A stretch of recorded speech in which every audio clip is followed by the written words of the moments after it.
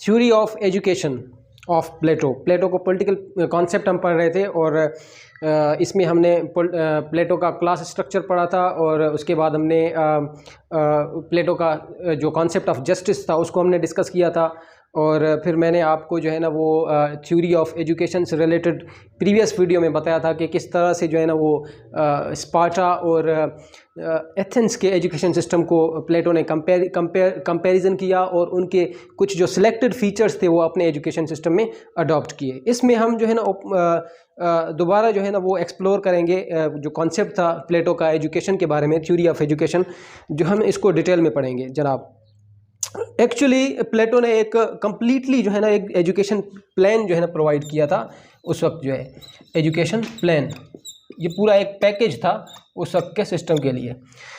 जनाब प्लेटो ने कहा कि जनाब एजुकेशन जो है वो ऑब्वियसली फीचर्स मैंने प्रीवियस क्लास में आपको बताए थे कि एजुकेशन जो है वो सबके लिए नेसेसरी होगी, सबके लिए कंपलसरी होगी, वुमेंस के लिए भी और वुमेंस को भी वही अपॉर्चुनिटी प्रोवाइड होंगी जो बाकी जो है ना वो मेंस को होती हैं। ठीक है, तो एजुकेशन जो है वो दो फेजेस में डिवाइडेड है प्लेटो का एजुकेशन प्लान। पहला जो है वो है जनाब एलिमेंट्री एजुकेशन, एलिमेंट्री एजुकेशन।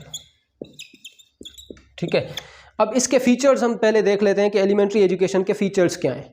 ठीक है, ये जो सिस्टम है ये तमाम लोगों के लिए होगा, it will be open for all. ठीक है, मैंडेटरी होगा सबके लिए, ओपन फॉर ऑल। ठीक है, it will be open for all. अब इसमें दूसरा पॉइंट क्या है कि जनाब ये एजुकेशन जो है ये चाइल्डहुड से लेकर 18 ईयर्स तक एजुकेशन जो है वो इम्पार्ट की जाएगी, जो नेसेसरी नॉलेज होगा वो इम्पार्ट किया जाएगा लोगों में। ठीक है, मतलब कि 18 साल तक जो है जो एजुकेशन दी जाएगी that will be counted in the category of elementary training, जो कि जनाब आप यूँ कह लें कि चाइल्डहुड से लेकर, ये छोटे छोटे नोट्स में आपको देता हूँ ताकि आपको जो है ना याद करने में आसानी रहे, चाइल्डहुड से लेकर 18 साल तक जो है ना एजुकेशन। उसके बाद +2 ईयर्स का जो टाइम है, +2 ईयर्स का टाइम, इसमें जो है वो मिलिट्री की ट्रेनिंग दी जाएगी, लेकिन वो हो सकता है जो है ना उसमें जो अपने आर्टिजन्स होते हैं, जो वर्कर्स होते हैं, हो सकता है ये जो 2 साल की एजुकेशन 18 साल तक तो सबके लिए कंपलसरी है एजुकेशन, लेकिन जो 2 साल की एजुकेशन है 18 साल के बाद 20 साल तक, ये जो है वो हो सकता है कि वर्कर्स और आर्टिजन्स इसमें जो है ना वो पार्टिसिपेट ना कर पाएँ इस एजुकेशन में। वो क्यों नहीं कर पाएंगे वो हम आगे इसकी रीजंस हम पढ़ेंगे क्यों नहीं कर पाएंगे। ठीक है, अब हम देखते हैं कि इस जो एलिमेंट्री एजुकेशन इसके फीचर्स क्या हैं, इसमें क्या सिखाया जाता था बच्चों को 18 साल तक। इसमें सबसे ज़्यादा फोकस किया जाता था जनाब 2 चीज़ों पर। एक था जनाब जिम्नास्टिक्स और दूसरा था जनाब म्यूज़िक। अब ये जो 2 लफ्ज़ हैं जिम्नास्टिक्स और म्यूज़िक, ये इसको प्लेटो ने ब्रॉडली एक्सप्लेन किया, थोड़ा इसका जो होराइज़न है वो वाइड कर दिया। ऐसा नहीं है कि जिम्नास्टिक्स में सिर्फ और सिर्फ बॉडीली ट्रेनिंग की दी जाती थी, सिर्फ फिजिकल एजुकेशन दी जाती थी। बॉडी ट्रेनिंग के अलावा, बॉडी ट्रेनिंग तो थी उसमें, बॉडीली ट्रेनिंग ओके ठीक है जिम्नास्टिक्स में इंक्लूडेड है, लेकिन प्लेटो का कॉन्सेप्ट ये था कि जनाब इसमें जो है वो आप ये इस पे फोकस करेंगे कि एक इंडिविजुअल की फिजिक को साउंड करेंगे। An individual should have a sound physique. आप इसमें फिजिकल एजुकेशन जो है वो देखते रहेंगे। ये जो पॉइंट था फिजिकल एजुकेशन का, ये प्लेटो ने जो है वो कहाँ से इंपोर्ट किया था, कहाँ से सीखा था? इसने स्पार्टा के सिस्टम से सीखा था, क्योंकि वहाँ पे फिजिकल एजुकेशन पे बहुत ज़्यादा इंसिस्ट किया जाता था, इसलिए वहाँ से इन्होंने अडॉप्ट किया। और जिम्नास्टिक्स में इन्होंने ये बताया कि साउंड फिजिक के लिए, इंडिविजुअल की साउंड फिजिक के लिए एक स्टेट को जो है ना वो बहुत ज़्यादा कोशिश करनी पड़ेगी। यही नहीं, प्लेटो का कॉन्सेप्ट ये था कि जनाब फिजिकल जो फिटनेस है वो actually it paves the way for the mental fitness. इसका मतलब है कि मेंटल फिटनेस जो है वो किस पे डिपेंड करती है? फिजिकल फिटनेस पे। ये था प्लेटो की फिलॉसफी। और आजकल भी हम देखते हैं कि जो मेंटल फिटनेस है एक्चुअली, मैं इसको सही लिख देता हूँ, मेंटल फिटनेस जो है वो एक्चुअली फिजिकल फिटनेस पर डिपेंड करती है, क्योंकि इंसान जो है वो फिजिकली फिट होगा तभी जो है ना वो मेंटली फ्रेश होगा। ये हमें जो है ना वो मेडिकली प्रूवन बात है। तो इसका मतलब प्लेटो जो है उस वक्त बिल्कुल जो है ना कुछ सेंचुरीज पहले जो है ना वो हज़रत ईसा अलैहिस्सलाम से भी पहले जो है ना वो कितनी ब्यूटी बात की, इतनी बड़ी बात उसने कह दी कि जनाब मेंटल फिटनेस जो है वो कहाँ से हमें एक्वायर्ड होगी, अगर हम फिजिकली जो है ना एक इंडिविजुअल को फिट रखेंगे तो वो मेंटली भी हमेशा फिट रहेगा। तो ये फोकस करते थे जनाब फिजिकल एजुकेशन का, क्योंकि वो जानते थे कि फिजिकली फिट होगा तो बंदा मेंटली भी फिट रहेगा। ठीक है, 18 साल तक इस तरह की जो है ना वो एजुकेशन ट्रेनिंग दी जाती थी इनको। अच्छा, उसके अलावा एक और जो रीज़न थी जो ये प्लेटो की फ़िलासफ़ी में वो ये कहते थे कि जनाब जो बॉडीली ट्रेनिंग है, जो मेंटल फिटनेस है, वो सिर्फ़ और सिर्फ मेंटली फिट नहीं करती, वो एक्चुअली इंसान के माइंड को एजुकेट करती है। It educates the mind of human being.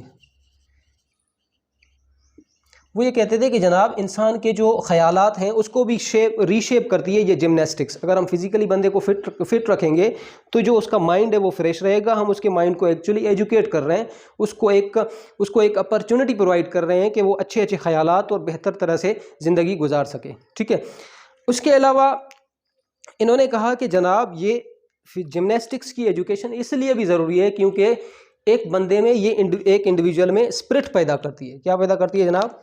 एक तो ये था कि ये एजुकेट करती है, 3-4 पॉइंट्स मैंने आपको लिखवा दिए। एक बंदे में स्पिरिट या करेज जो इंस्टिंक्ट एक इंसान में डेवलप होती है वो फिजिकल एजुकेशन से डेवलप होगी। जब साउंड फिजिक होगी तो इंसान में करेज पैदा होगी, एक इंसान जो वो स्पिरिचुअली जो है ना वो बिल्कुल जो है ना पॉलिश हो जाएगा। तो इसने कहा कि स्पिरिट और करेज जिन इंसानों में आ जाती है तो वो मिलिट्री जो सर्विस है उसके लिए बहुत फिट हो जाते हैं। तो ये जो लोग होंगे वो मिलिट्री सर्विस के लिए फिट हो जाएंगे। ठीक है, इनमें वो ट्रेड्स पैदा हो जाएंगी जो एक डिफेंस मैकेनिज्म में एक इंडिविजुअल में होनी चाहिए। ठीक है जनाब, ये तो था जिमनास्टिक्स के फ्यूचर्स। अब हम पढ़ेंगे जनाब म्यूज़िक में वो क्या सिखाते थे। ये देखो, जिमनास्टिक्स और म्यूज़िक ये सब चीज़ें 18 साल तक सिखाएंगे। मतलब कि चाइल्डहुड से लेकर 18 साल तक ये सबको सिखाएंगे, कंपलसरी फॉर ऑल होंगी। ये नहीं है कि कुछ सिलेक्टेड लोगों के लिए होगी ये सारी जो है ट्रेनिंग्स। ये जो ट्रेनिंग होगी ये सब के लिए होगी। अब म्यूज़िक में ये लोग किस चीज़ पे फोकस करते थे, लेट्स सी। इस चीज़ को एक्सप्लोर करते थे कि वो म्यूज़िक हमारी नज़र में क्या होता है कि एक जनरल जो परसेप्शन है हमारा, उसमें ये होता है कि जनाब हम जो है वो सिंगिंग और जो हमारा जो ट्रेडिशनल इंस्ट्रूमेंटल म्यूज़िक है हम ये कहते हैं सिंगिंग, और जो इंस्ट्रूमेंटल म्यूज़िक है हमारी नज़र में जो म्यूज़िक की जो डेफिनेशन है।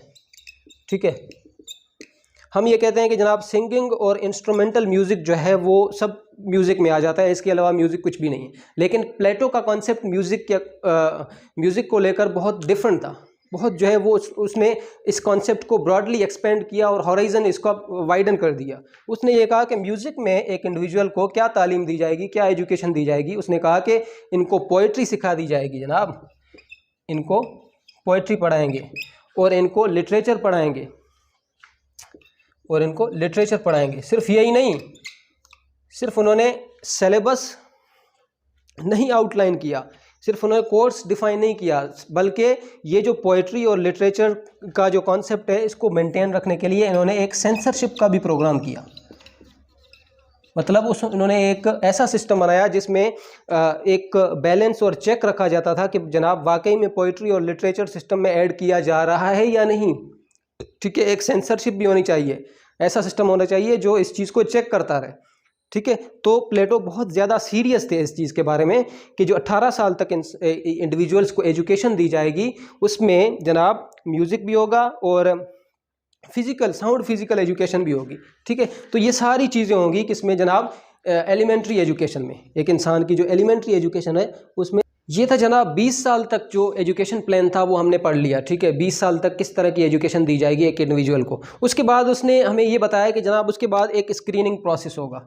ठीक है, 20 साल के बाद क्या होगा जनाब, स्क्रीनिंग प्रोसेस, जिसमें जो है ना स्क्रीनिंग टेस्ट लिया जाएगा, जिसमें कुछ इंडिविजुअल्स को स्क्रीन आउट कर दिया जाएगा। ठीक है, और स्क्रीन आउट करके उनको आर्टिजन या वर्कर्स बना दिया जाएगा क्योंकि वो आगे की एजुकेशन के लिए फ़िट नहीं होंगे। ठीक है, जो एजुकेशन के लिए फ़िट होंगे वो स्क्रीनिंग टेस्ट पास करेंगे और नेक्स्ट स्टेज के लिए क्वालिफाई कर जाएंगे। ठीक है, अब ये स्क्रीनिंग टेस्ट लेंगे जो जनाब फेलियर्स होंगे, अब ऑब्वियसली एक फेलियर्स होंगे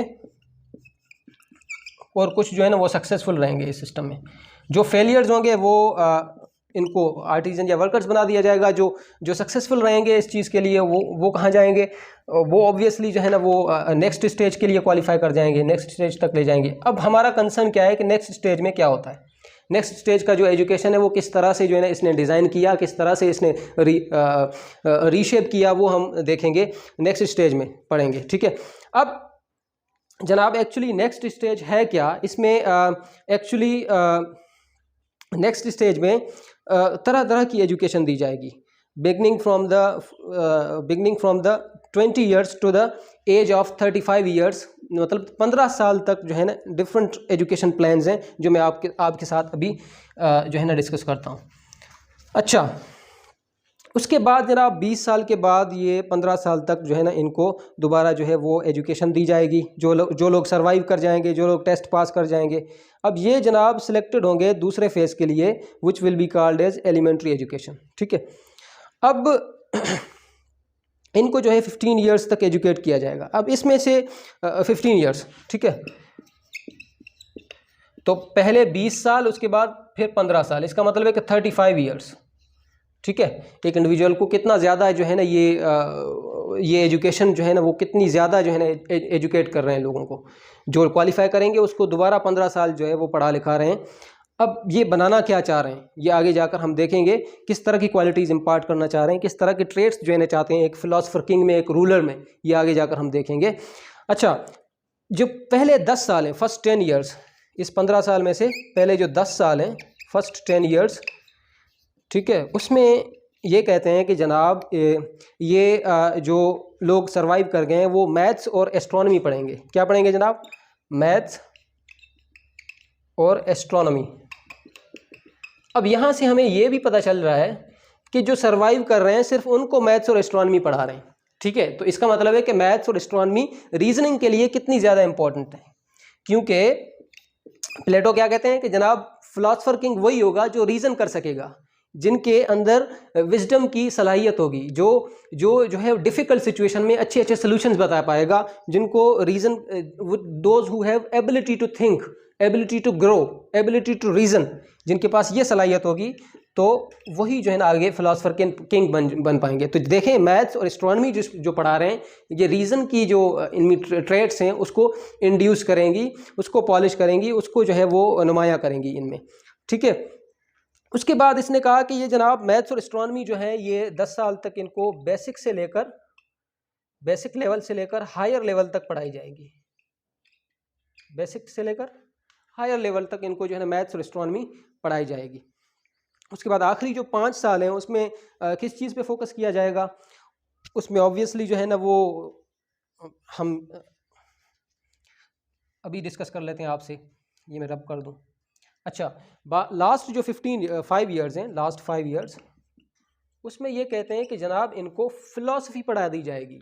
अब देखें, एक्चुअल जो प्रोसेस है एक फ़िलासफ़र किंग की इनोवेशन का, वो यहाँ से स्टार्ट हो रहा है। 5 ईयर्स, लास्ट 5 ईयर्स जो है ये फ़िलासफ़ी पढ़ा रहे हैं। ठीक है, फ़िलासफ़िकल एजुकेशन दे रहे हैं, फ़िलासफ़िकल नॉलेज दे रहे हैं आखिरी 5 सालों में।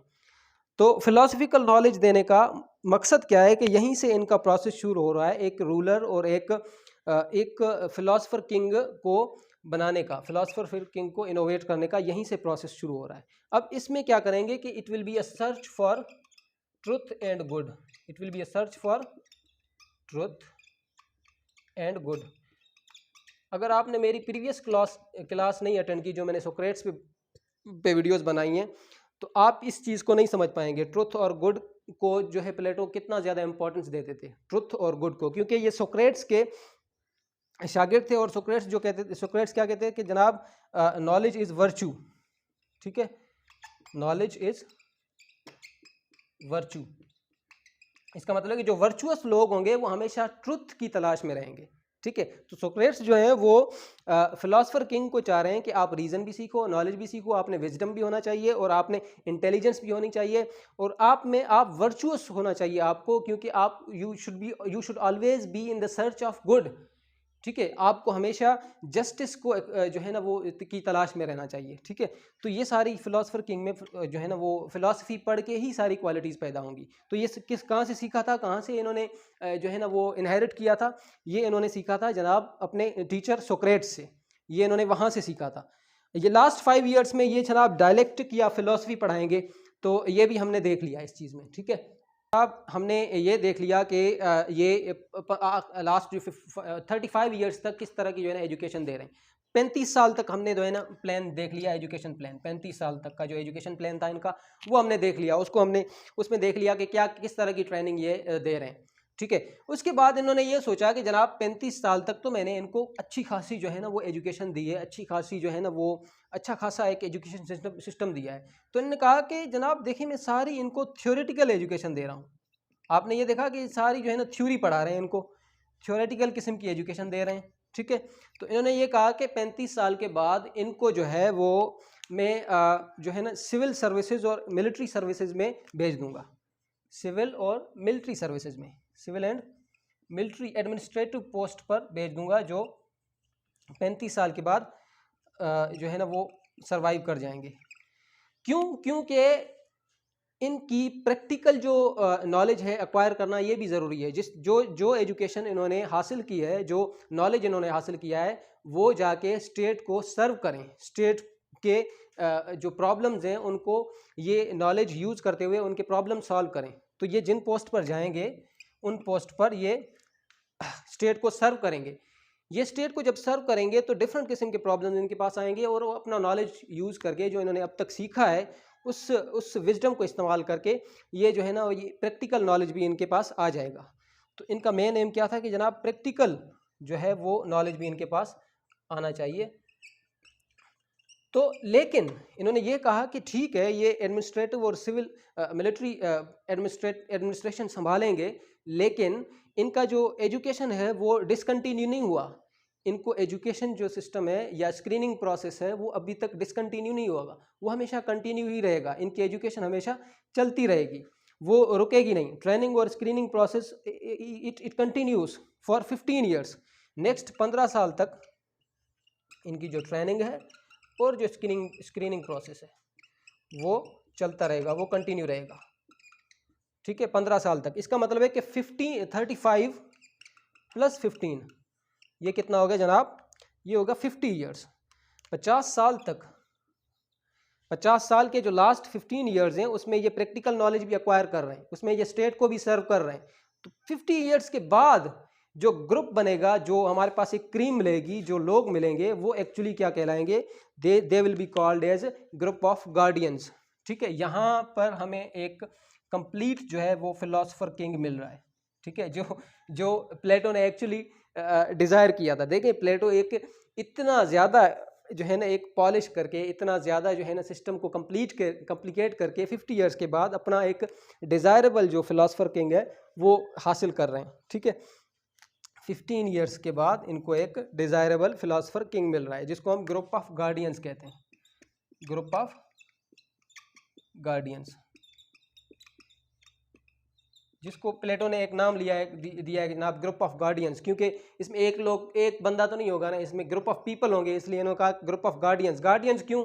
Because they will be the guardian of the state, they will B supreme leaders. ठीक है, इसलिए इन्होंने गार्डियन कहा। तो ये यहाँ पे इनका जो है ड्रीम है फिलोसफर किंग का, ये पूरा हो रहा है। ठीक है, ये जो है ये इनका काम क्या होगा? इनका होगा कि जनाब स्टेट को गवर्न करेंगे, रूल करेंगे। नेक्स्ट जो जनरेशन आएगी उसको वो सेट ऑफ कंडीशंस प्रोवाइड करेंगे जिसमें ये लोग जो है वो जिसमें लोग पीसफुली जो है वो ज़िंदगी अपनी गुजार सकेंगे। ठीक है, अब जो है ना 50 ईयर्स के बाद इनको अपना क्या मिल गया जनाब? रूलर मिल गया। रूलर को ये कह रहे हैं फिलोसफर किंग मिल गया। ठीक है, फिलोसफर किंग, जो कि इनकी ख्वाहिश थी वो पूरी हो गई। ठीक है, अब इनको जो मिलिट्री सर्विस के लिए बंदे मिलेंगे वो इन बिटवीन कहीं पे मिलेंगे। ठीक है, स्क्रीनिंग प्रोसेस जब हो रहा होगा, जो स्क्रीनिंग टेस्ट क्वालिफाई नहीं कर पाएंगे, जो बंदे स्क्रीनिंग टेस्ट क्वालिफाई नहीं कर पाएंगे, वो जो हैं वो मिलिट्री सर्विस या जिनमें करेज की ट्रेड्स होंगी वो उस चीज़ में जाएंगे। ठीक है, नेक्स्ट वीडियो में इंशाल्लाह मैं आपको बताऊंगा कि एक फिलोसफर किंग में क्या क्वालिटीज़ होनी चाहिए, क्या ट्रेड्स होने चाहिए अकॉर्डिंग टू प्लेटो। ठीक है, थैंक यू, अल्लाह हाफिज़।